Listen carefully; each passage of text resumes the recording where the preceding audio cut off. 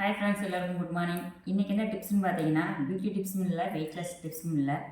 Already பார்த்தீங்கன்னா உங்களுக்கு வந்து இந்த வெயிட் இருக்குது, நான் வந்து இதே வெயிட்டை வந்து மெயின்டைன் பண்ணணும் அப்படின்னு நினச்சிங்கன்னா இந்த டிப்ஸை வந்து ஃபாலோ பண்ணுங்கள். இந்த டிப்ஸ் வந்து பார்த்தீங்கன்னா எல்லா ஸ்கின்னுக்கும் நல்லாயிருக்கும், ஹெல்த்துக்குமே ரொம்ப நல்லது, உங்களுக்கு வெயிட்லெஸ்க்குமே சப்போர்ட் பண்ணும்.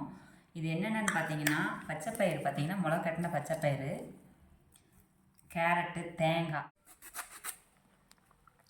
இது கூட வந்து பார்த்திங்கன்னா லெமன் வந்து பார்த்திங்கன்னா ஒரு அரை பழம் புழிஞ்சுக்கோங்க. உங்களுக்கு எந்த அளவுக்கு புளிப்பு தேவையோ அந்த அளவுக்கு புழிஞ்சுக்கோங்க. பார்த்திங்கன்னா சால்ட்டு, உங்களுக்கு தேவையான அளவு சால்ட்டு போட்டுக்கோங்க. நெக்ஸ்ட்டு வந்து பார்த்திங்கன்னா பெப்பர்.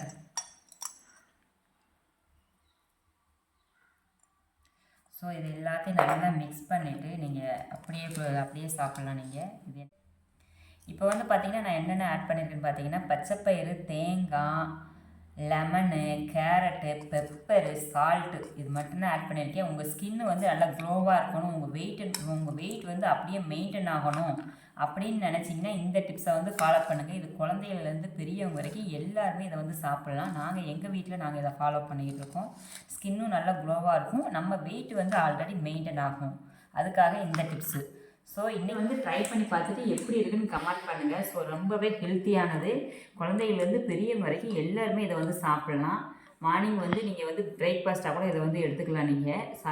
நீங்கள் தோசை, இட்லி எதுவும் சாப்பிடாமல் இதை மட்டும் கூட நீங்கள் வந்து எடுத்துக்கலாம். ஸோ ரொம்பவே ஸ்கின்னு நல்லா க்ளோவாக இருக்கும், உங்கள் வெயிட் வந்து அப்படியே மெயின்டைன் ஆகும். வெயிட்லெஸ் பண்ணுறவங்களே இதை வந்து ட்ரை பண்ணலாம். தேங்க்யூ.